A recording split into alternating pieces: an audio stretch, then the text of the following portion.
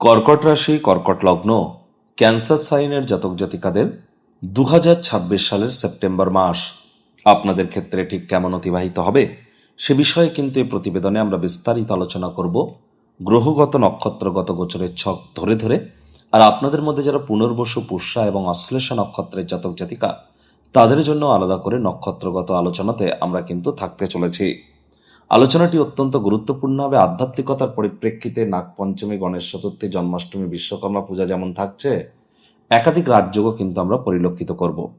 প্রথমত, আপনাদের রাশিতে গুরু কিন্তু উচ্চস্থ আছেন, অতিচারীও হয়েছেন, নক্ষত্রগত গোচরও করেছেন। সূর্যের সিংহ সংক্রান্তি চলছে, সূর্য কন্যা সংক্রান্তিও ঘটাবে এ মাসেই। আপনাদের সুখভাবের অধিপতি শুক্র স্বগৃহে গোচর করে মালব্য নামক একটি রাজযোগ তৈরি করবে। পরাক্রমেশ বুধও স্বগৃহে গোচর করতে চলেছে। ভাগ্যস্থানে শনি বক্রী এবং রাহু মঙ্গলের একে অপরকে দৃষ্টি বিনিময়, তাহলে এগুলি কিন্তু অত্যন্ত গুরুত্বপূর্ণ হবে। কারণ এ মাসটি ঘটনাবহুল একটি মাস। স্কিপ না করে পুরোটাই শুনতে হবে যদি ভিডিওটির প্রকৃত মর্মার্থ আপনারা উপলব্ধি করতে চান। পরিশেষে যেমন প্রতিকার নিয়ে আলোচনায় থাকি, তেমনটি তো আছি। আলোচনাটি ইন জেনারেল হবে, অর্থাৎ এই পৃথিবীতে যতজন কর্কট রাশির জাতক জাতিকা আছেন তাদের প্রত্যেকের জন্য আলোচনা। আপনি চাইলে আপনার ব্যক্তিগত গণনা এনি টাইম আমাদের দ্বারাই করাতেই পারেন। এর জন্য স্ক্রিনে আমরা নাম্বার দিয়ে থাকি। শনিবার রবিবার অফিসে এসে সামনাসামনি ফেস টু ফেস সাক্ষাৎ করতে পারেন, অথবা ওভার ফোন এনি টাইম আপনারা চাইলে যোগাযোগ করুন। তো চলুন আলোচনায় প্রবেশ করা যাক। কর্কট রাশি, কর্কট লগ্ন, ক্যান্সার সাইনের জাতক জাতিকারা কালপুরুষের রাশি চক্র অনুযায়ী চতুর্থতম রাশির আন্ডারে আপনারা পড়েন। আপনাদের রাশির মালিককে চন্দ্র। গুরু আপনাদের রাশিতেই গোচর করছে, যেখানে 4 লেখা আছে ওটি আপনাদের ফার্স্ট হাউস, যেখানে 5 লেখা ওটি আপনাদের সেকেন্ড হাউস। পরিবার, বাণী, অর্থের ভাবে সূর্য বুধ কেতু ত্রিগ্রহী সংযোগ থাকছে। এখানে বুধ 7 তারিখে রাশি পরিবর্তন করে আপনাদের পরাক্রমের স্বগৃহে গোচর করবে। তারপর 26 তারিখে বুধ আবার রাশি পরিবর্তন করবে। সূর্য 17 তারিখে সিংহ সংক্রান্তি ত্যাগ করে কন্যা সংক্রান্তি ঘটিয়ে আবার বুধাদিত্য যোগ তৈরি করবে। শুক্র কিন্তু মাসের 2 তারিখে আপনাদের সুখের সুখভাবের অধিপতি, মাতৃভাবের অধিপতি স্বগৃহে গোচর করে মালব্য নামক রাজযোগ তৈরি করবে। রাহু কিন্তু মঙ্গলের নক্ষত্র ধনিষ্ঠ নক্ষত্রইতেই থাকছেন এবং আপনাদের অষ্টম ভাবে, যেখানে 11 লেখা। শনি মহারাজ কিন্তু রেবতী নক্ষত্রে বক্রী হয়েছেন আপনাদের ভাগ্যস্থানে। আর মঙ্গল 18 তারিখ পর্যন্ত আপনাদের 12th হাউসে থাকলেও, যেখানে 3 লেখা আছে, 18 তারিখের পর আপনাদের রাশিতে গোচর করে গুরুর সাথে সংযুক্ত হবে। প্রথমত যে বিষয়গুলি সম্পর্কে আপনাদেরকে আমরা অবগত করার প্রচেষ্টা করতে হব। দেখুন, এ সময়টিতে কিন্তু এ মাসটি যদি দেখা যায়, মাসের ফার্স্ট হাফ অর্থাৎ 18 তারিখ পর্যন্ত বাজেটকে, খরচকে একটু নিয়ন্ত্রণে রাখুন। আপনি না চাইতেও কিন্তু বড় ধরনের খরচ কিন্তু হয়ে যেতে পারে। অপ্রয়োজনীয় খাতে অতিরিক্ত অর্থের অপচয় থেকে আপনারা বাঁচলে তবেই কিন্তু 18 তারিখের পরের সময়টি আর্থিকভাবে আপনাদের জন্য দুর্দান্ত পরিগণিত হবে। দেখুন, এ সময় আপনারা যদি কোনো জমি, বাড়ি, গাড়ি এগুলি ক্রয় করতে চান তাহলে কেয়ারফুলি করুন, তাড়াহুড়ো করে সিদ্ধান্ত নেবেন না। যেহেতু শুক্র আপনাদের সুখভাবের অধিপতি স্বগৃহে গোচর করছেন, আপনি হয়তো জমি কিনতে চাইছেন, বাড়ি কিনতে চাইছেন, গাড়ি কিনতে চাইছেন, কিন্তু আপনার যোগ্যতা, আপনার ক্ষমতা বলের থেকে আপনি হয়তো একটু লাক্সারি বা ল্যাভিশের দিকে চলে গেলেন, অতিরঞ্জকতার দিকে। এর কারণে কিন্তু খরচটা বেড়ে যাবে, বার্ডেন কিন্তু আপনার উপরে বাড়বে। আপনার টোটাল ইনকামের কোনো ইএমআই যেন 40%-এর উপরে না থাকে, এটি কিন্তু আপনাদেরকে অবশ্যই খেয়াল রেখে চলতে হবে। এই সময় কিন্তু আপনাদের দায়িত্ব অনেক কিন্তু বৃদ্ধি পেতে চলেছে। প্রথমত বুধের স্বগৃহে গোচর এবং শুক্রের স্বগৃহে গোচর এবং বৃহস্পতি আপনাদের রাশিতে উচ্চস্থ এবং বৃহস্পতির বুধের নক্ষত্র অশ্লের সাথে গোচর করার কারণে বুধের জ্ঞান এবং বুধের বুদ্ধি এবং বৃহস্পতির জ্ঞান, আপনার যে বুদ্ধি এবং আপনার স্ট্র্যাটেজিক মাইন্ড এবং অ্যানালিটিক্যাল মাইন্ড আপনার কাজের জায়গায় আপনাকে কিন্তু গতি প্রদান করবে এবং আটকে থাকা কর্মগুলি খুব দ্রুত সম্পূর্ণ করতে কিন্তু আপনারা সক্ষম হবেন।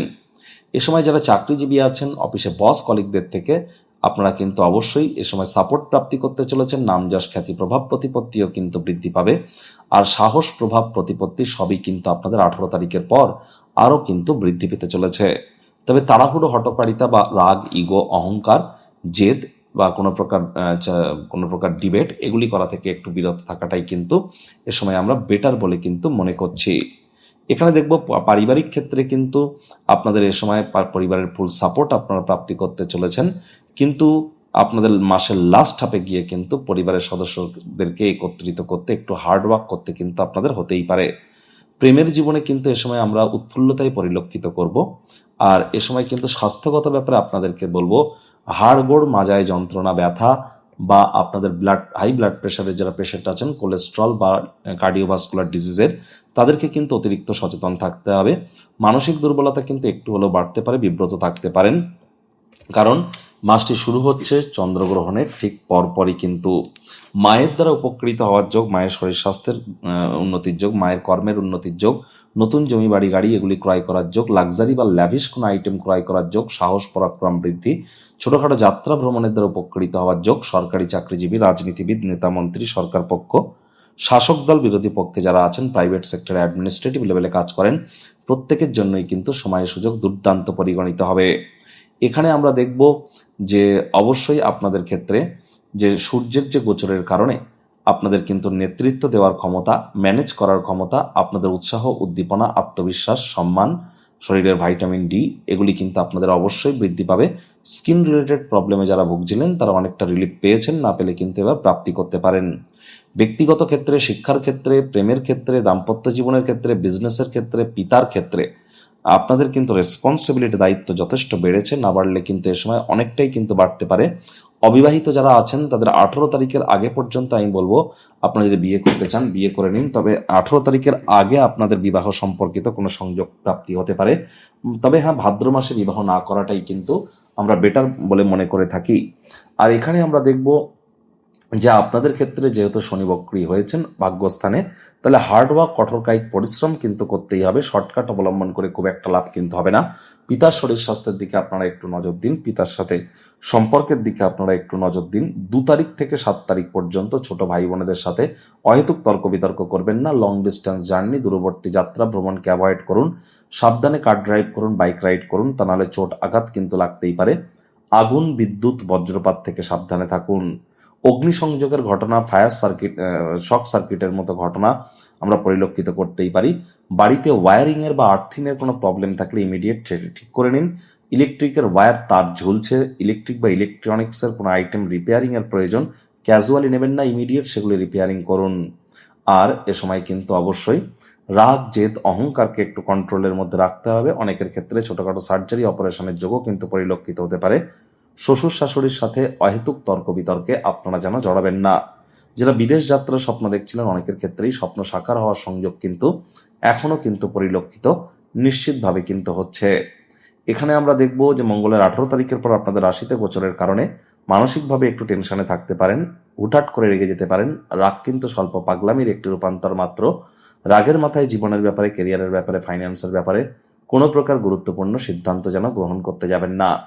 যারা বিশেষ করে banking sector, financial sector, travel tourism industry, export import ইন্ডাস্ট্রিতে আছেন, রিটেল আউটলেট রান করেন, বা যারা কাউন্সেলিং কনসালটেন্সির কাজ করেন, ট্রেডিং যারা করেন, বা যারা ছবি আঁকা, নাচ গান, নাটক, কবিতা আবৃত্তি, অভিনয়, অভিনেতা অভিনেত্রী যারা আছেন, ক্যাটারিং, বিউটি পার্লার, রেস্তোরাঁ, hotel, flower, perfume, interior decoration, ডিজাইনিংয়ের ইন্ডাস্ট্রিতে যারা আছেন, তাদের জন্য কিন্তু সময়ের সুযোগ অনেকটাই বেটার পরিগণিত হবে। সময়ের সুযোগের সদ্ব্যবহার আপনারা করুন। 17-18 তারিখের পর পরিবারে কোনো প্রকার ডমিনেটিং নেচারের যেন হতে যাবেন না। শব্দ চয়নের দিকে অতিরিক্ত কিন্তু নজর আপনাদেরকে প্রদান করে চলতে হবে।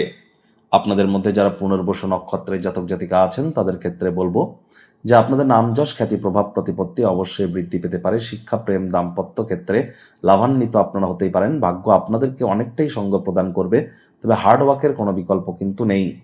পুষ্য নক্ষত্রের জাতক জাতিকাদের ক্ষেত্রে এ সময় আপনাদের নক্ষত্রাধিপতি শনি মহারাজ কিন্তু বর্তমানে বক্রী, তাহলে চেষ্টা করতে হবে একটু অতিরিক্ত হার্ডওয়ার্ক করবার, শ্রমিক সম্প্রদায়, বয়োজ্যেষ্ঠ মানুষজনদের সম্মান করবার। আপনাদের সামনে যদি কোনো বিনিয়োগের স্কিম উপস্থাপন করা হয়, চোখ বন্ধ করে যেন সেখানে আপনারা হস্তক্ষেপ করবেন না, সব দিক বিচার বিবেচনা করুন। ছোট ভাই বোনেদের সাথে একটু সম্পর্কের দিকে নজর দিন। ছোটখাটো রোগশোক দেখা দিলে ইমিডিয়েট চিকিৎসকের পরামর্শ নিন। অশ্লেষা নক্ষত্রের জাতক জাতিকাদের জ্ঞান কিন্তু বাড়তে চলেছে, চঞ্চলতাও বাড়বে, দাম্ভিকতা, রাগও কিন্তু বৃদ্ধি পাবে। আপনাদের ক্ষেত্রে এ সময় বুদ্ধি, জ্ঞান, স্ট্র্যাটেজি, প্ল্যানিং এর জন্য কিন্তু সময়টি দুর্দান্ত। সময় সুযোগের সদ্ব্যবহার আপনারা নিশ্চিতভাবে করবেন।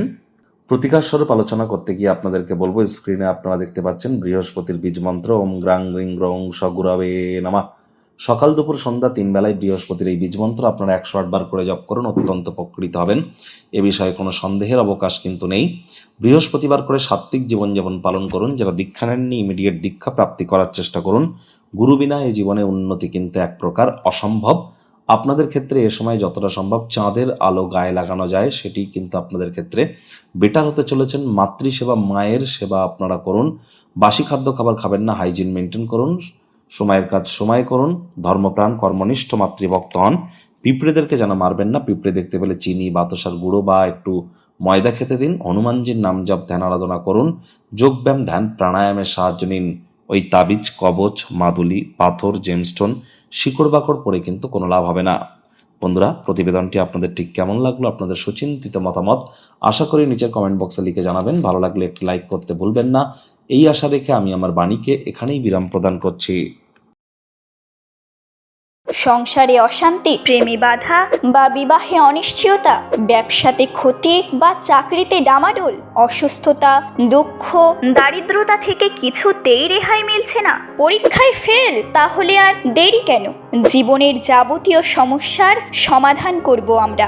বাস্তুশাস্ত্র, সংখ্যাতত্ত্ববিদ্যা, লাল কিতাব, বৈদিক জ্যোতিষশাস্ত্র, কৃষ্ণমূর্তি প্রভৃতি পদ্ধতিতে জন্মছক বিচার করা হয়। প্রয়োজন অনুভব করলে স্ক্রিনে ফ্ল্যাশ হওয়া নম্বরে যোগাযোগ করতেই পারেন।